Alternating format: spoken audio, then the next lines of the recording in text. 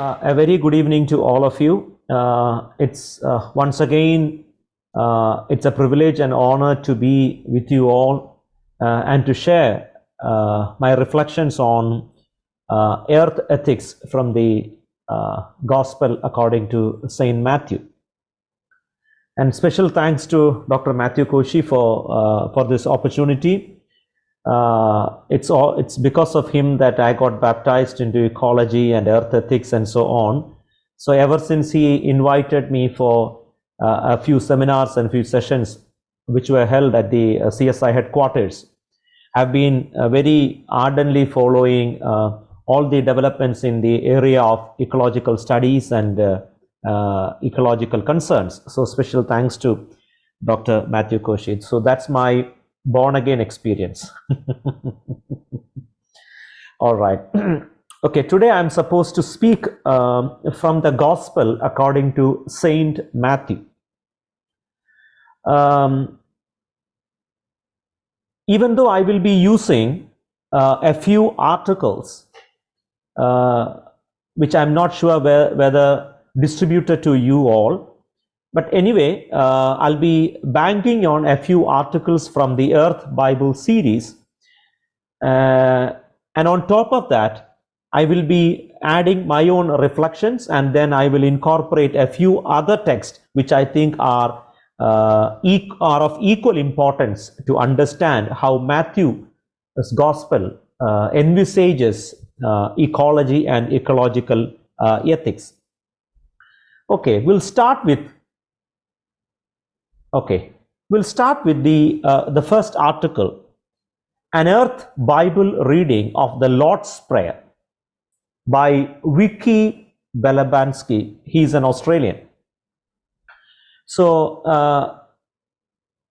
let us first of all see whether Lord's Prayer has any implications in our understanding of ecology, in our ministry of engaging ecological concerns. We use Lord's Prayer as part of our liturgical life and also as part of our prayer life. So we conclude all our prayers in the prayer which Jesus has taught us.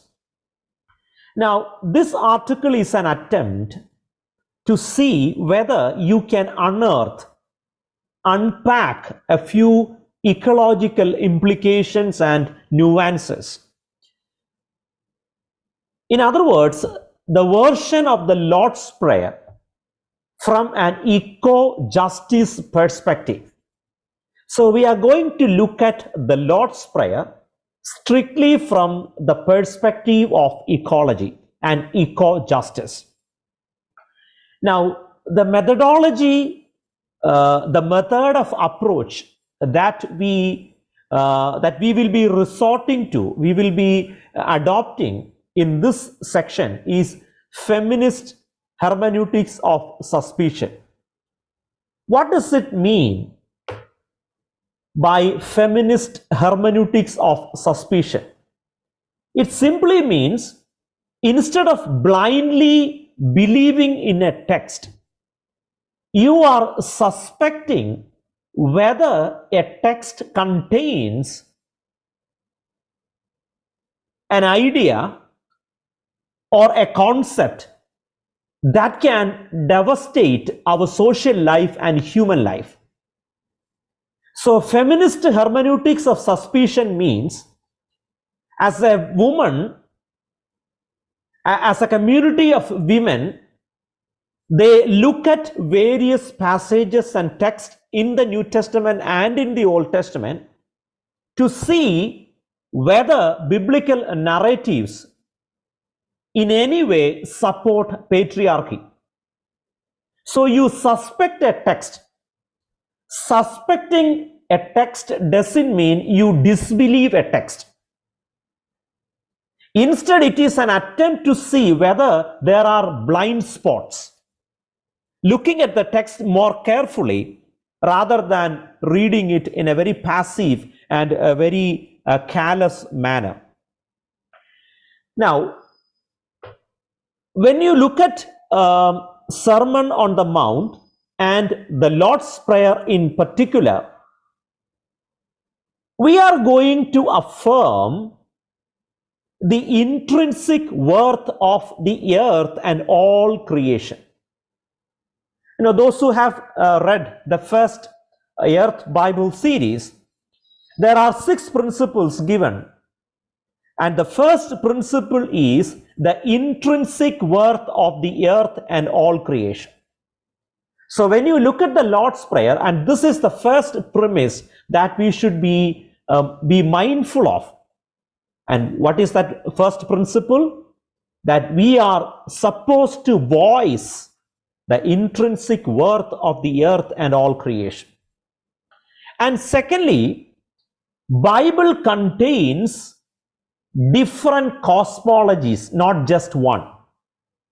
When you say cosmology, cosmos means world. Cosmology means study of the world. So there are different cosmologies in the world. For example, if you remember the story of the rich man and the Lazarus, there was a man lying at the gate of the rich man. And the rich man died.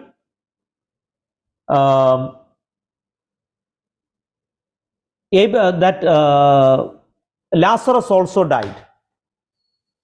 And Lazarus went to the heaven and the rich man to the hell. And the rich man from the hell was looking up and he could see Lazarus resting in the bosom of Abraham. So this rich man got so sad, and he asked Abraham to send some prophets to his brothers so that he will not have the same fate. So when you look at the text, you can see that hell is below and heaven is up above. So heaven on top and hell below. This is called cosmology. So Bible contains different cosmologies, not just one. So based on this, we are going to look at Lord's Prayer. Now, the prayer opens with an invocation. Invocation means you call God. Invoke, you call upon God. And the prayer begins with our Father who is in heaven. So when you look at the prayer, you get the impression that God is very far from us. In spatial terms, He is not with us. God is up in the heaven. So God in the heaven and earth, God is absent. So the presence of God in heaven and absence of God on earth. This is called spatial dualism. Heaven as a space and earth as a space. On earth, God is absent, and in heaven, God is present. So that is the kind of cosmology the Lord's Prayer proposes. In other words, the term Our Father evokes a cosmology which is dualistic, which means God is up above and on earth God is absent. In other words, our Father in heaven asserts God's transcendence. Transcendent means God is above the physical reality. God is beyond the physical reality. God is beyond the space and time. So, if that is true, and God is absent on earth, does that in any way devalue the importance of the earth? If the presence of God in heaven and His absence on earth in any way devalues the intrinsic worth of the earth, Why God is absent on earth? Is it because it's not worth being present? Or is it because of full of evil and wickedness? So these are some of the questions that we need to ask. You remember, I asked you, you remember I used the term hermeneutics of suspicion. So here you suspect the phrase, our Father in heaven. And why do I suspect the text? Because I doubt whether our Father in heaven devalues the importance of the earth, devalues the intrinsic worth of the earth. I suspect whether our Father in heaven means that earth is full of wickedness and evil, and that is why God is absent. But when you look at the text from an ecological perspective, an eco-sensitive perspective, or earth ethics perspective, what we come across is, the first one is, you are invoking God. You are asking God to establish His kingdom on earth. So the one who is doing the prayer is not solely responsible for establishing God's kingdom. If God alone is responsible for establishing God's kingdom, then we don't need to pray. God will do His responsibility. So if you use the hermeneutics of suspicion, we can understand that the absence of God on earth is not what is meant there. Instead, we are accepting the fact that the earth is not devoid of God's presence. God is not absent. And on the other hand, that doesn't mean God's kingdom is established on earth.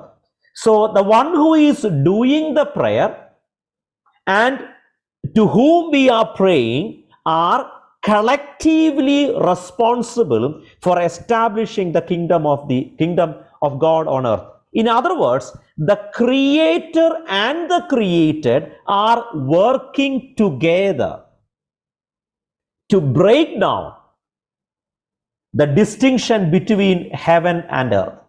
It is true that there is a distinction between heaven and earth, but our ministry as ministers, as children of God, we are called to break down these walls of separation, not to destroy the earth, but to break down the separation and to make heaven and earth one. So whenever we pray, let thy kingdom come, let your will be done on earth as in heaven, that resolves the problem, and that resolves our question as to whether God is absent on earth. So the distinction between, the dualism between heaven and earth must be broken down. And we are asking God, and God is seeking our help, so that both the creator and the created will engage in a task, in a responsibility to eventually break down these walls of separation. So our Father in heaven doesn't mean God is absent on earth.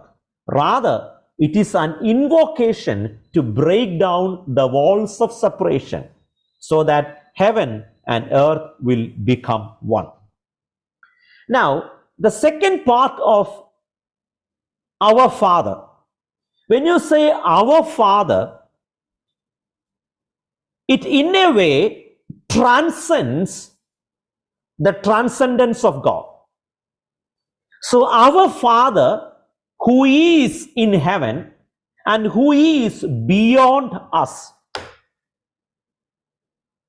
Here the question is, when you say our Father, that adjective our, does that mean God is the father of only one particular species of God's creation, which is humanity?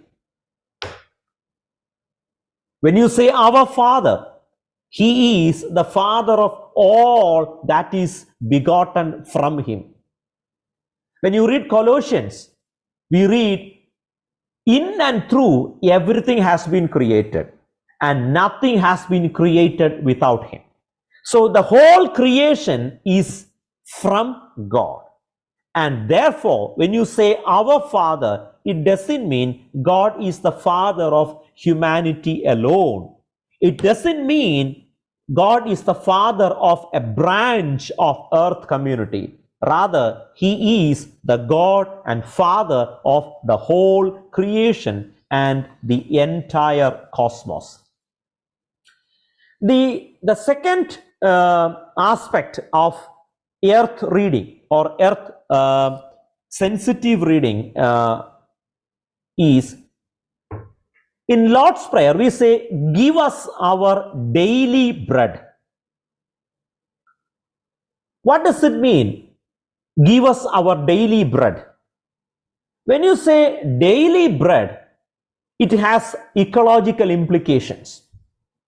Now, when you look at the world, we can see that crores of people are starving. They have no food. So, scarcity of food could be because of our non-sustainable farming practices. It could be because of the destruction of forest. It could be because of the rising water table and the increase of salinity, which is threatening the farming lands. So scarcity of food could be because of wrong farming practices, destruction of forest, rising water table, increase in the level of salination in the vast tracts of farming lands. So when you ask for food, when you pray for food, remember it has ecological implications. Thirdly, forgive our debts. When you say debts, Sri Lanka is a classic example. So, unsustainable growth, a development, a growth that is not eco-friendly, that is not eco-sensitive, can cause debts.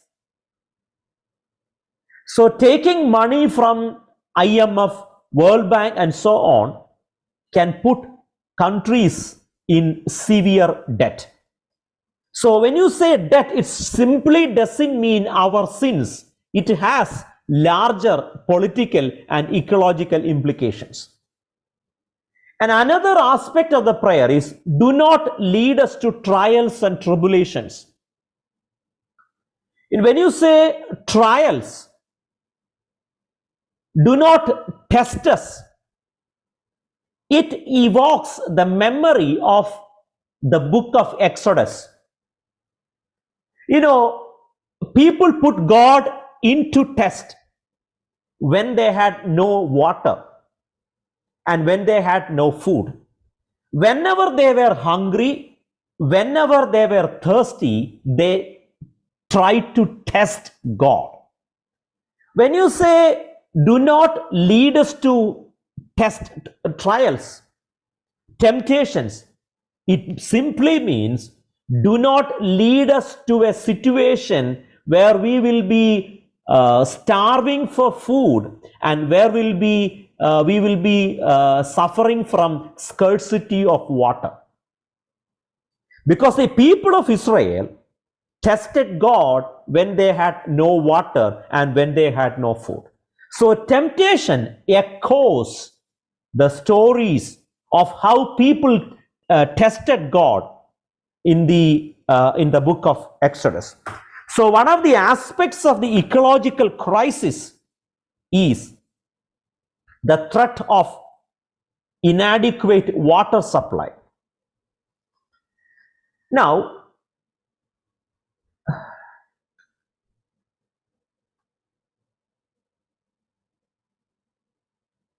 okay, you can see this.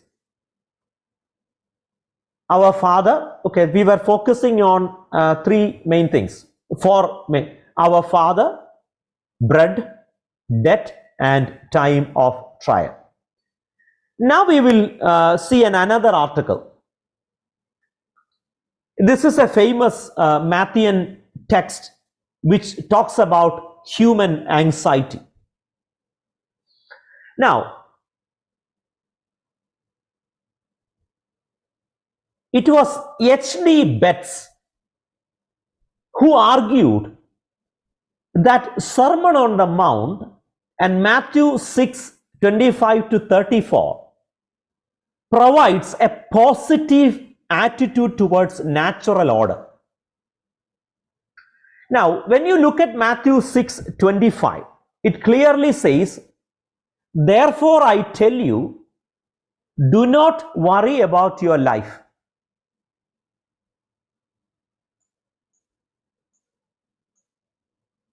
What you will eat or what you will drink, or about your body, what you will wear. Is not life more than food and the body more than clothing? So here, anxiety about food, drink, and clothes. It reminds us of Deuteronomy 28:48. And you can read from the slides.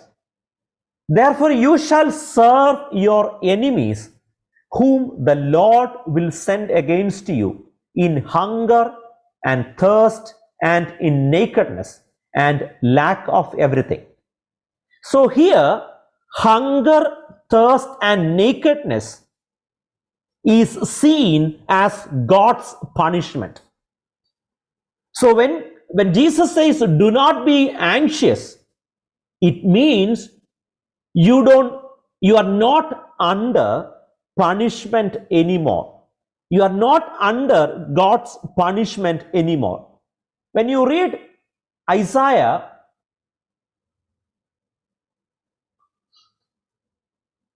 5:13, it says, "Therefore my people go into exile without knowledge.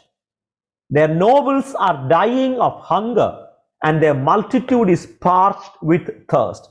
So here again, as in Isaiah, as in Deuteronomy 28:48, in Isaiah 5:13 also, we see hunger and thirst as God's punishment.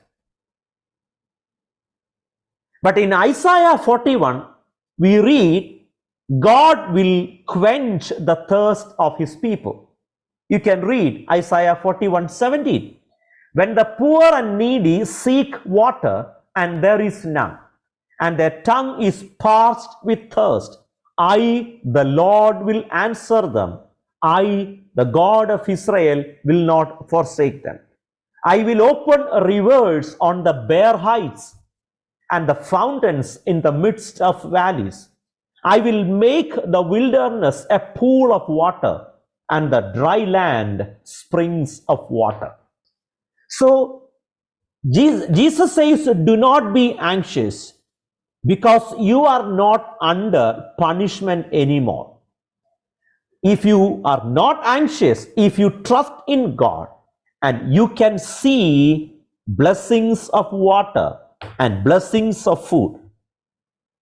And again, Genesis 13, we read, "Nakedness is a curse." Nakedness is understood as a curse. But in Isaiah 52:1, the Lord says, "Awake, awake, put on your strength, O Zion. Put on your beautiful garments, O Jerusalem, the holy city. For the uncircumcised and the unclean shall enter you no more." Here, God himself is adorning his people with garments. So do not be anxious about water, food, and clothing, because God himself will provide, and you will experience blessings of water and food and clothing, because you are no longer under God's punishment. We will look at the third text, which is from Matthew 7:24 to 27. This is a very famous text. Everyone then who hears these words of mine and acts on them will be like a wise man who built his house on a rock. The rain fell, the floods came, and the winds blew and beat on that house, but it did not fall, because it had been founded on rock. And everyone who hears these words of mine and does not act on them will be like a foolish man who built his house on sand. The rain fell, the floods came, and the winds blew and beat against that house, and it fell, and great was its fall. And here, two terrain and two geographical locations. One is a piece of land which is full of rock, and there is another piece of land which is full of sand. A house that is built on rock did not fall despite the rain and the floods and the wind, whereas the house which was built on sand fell. And if you look at this text from an ecological perspective, I would say, see, there are different zones in nature. Some zones are very sensitive zones.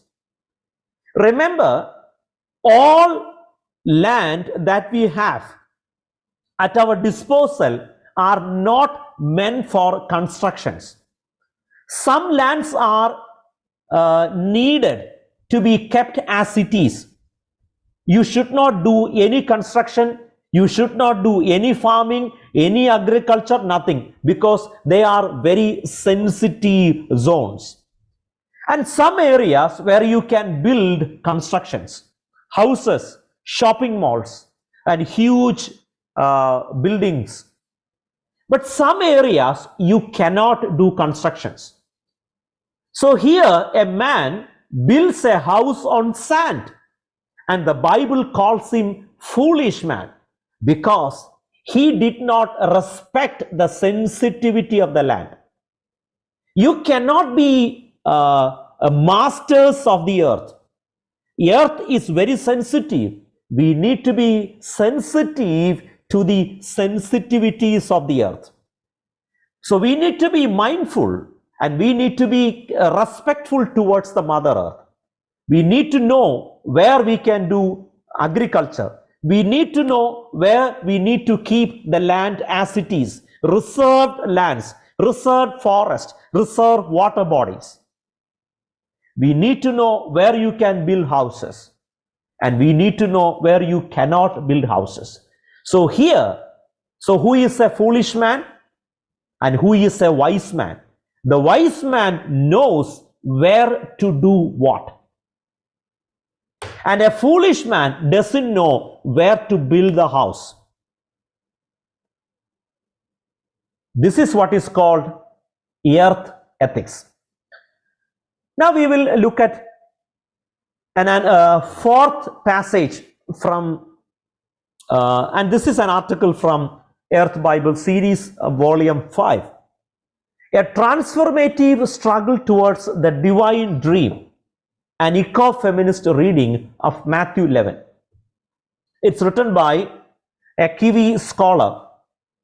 Her name is Elaine M. Wainwright. Now, in this article, Matthew 11, we know John the Baptist sending his disciples while he was in prison to Jesus. Because John predicted judgment. But Jesus was instead healing people, resurrecting the dead, curing the deaf, cleansing the leper. So he is not pronouncing judgment, rather he is doing restoration and he is doing salvation and forgiveness. So instead of judgment, as John predicted, Jesus pronounces forgiveness and salvation and heals people. So John the Baptist got confused, and so much so, he sends his disciples to Jesus asking, "Are you the Messiah, or do we have to wait for somebody else?" And then Jesus answered them. You can read from the slide. Jesus answered them, "Go and tell John what you hear and see. The blind receive their sight, the lame walk, the lepers are cleansed, the deaf hear, the dead are raised, and the poor have good news brought to them." So this reminds us of Isaiah 35, 5-6. "Then the eyes of the blind shall be opened, and the ears of the deaf unstopped. Then the lame shall leap like a deer, and the tongue of the speechless sing for joy." The next one we should be focusing on. "For waters shall break forth in the wilderness and streams in the desert." So restoration of people and restoration of the earth are connected. So Matthew 11 is not simply focusing on the restoration and healing of the people, because in Isaiah, restoration of the needy and restoration of the earth are connected.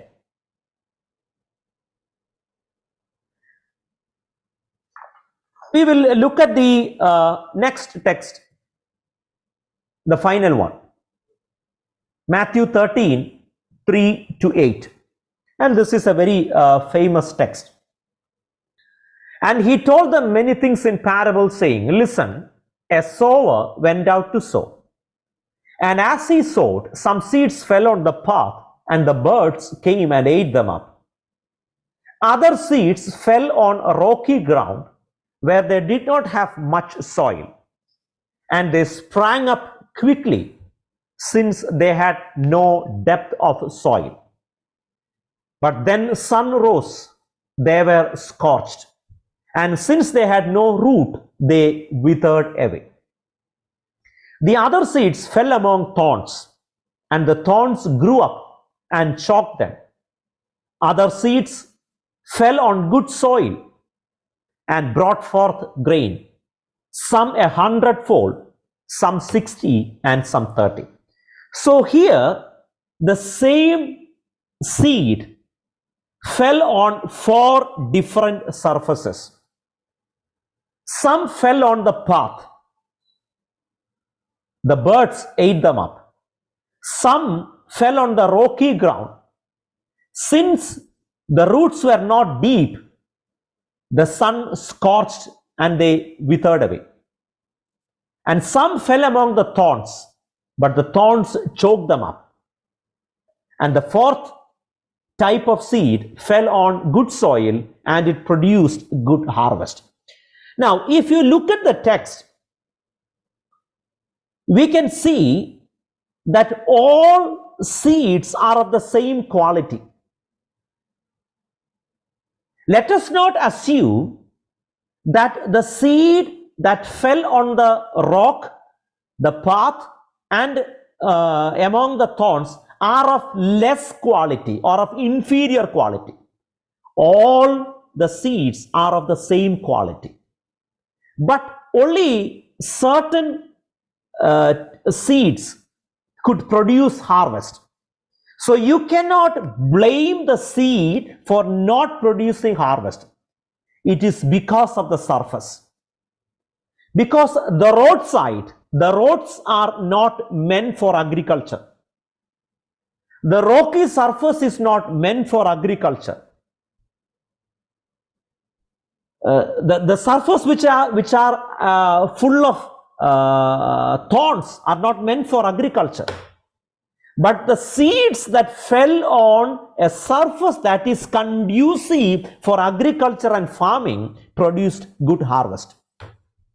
So it is not because of the seeds, but it is because of the surface that the grains could produce harvest.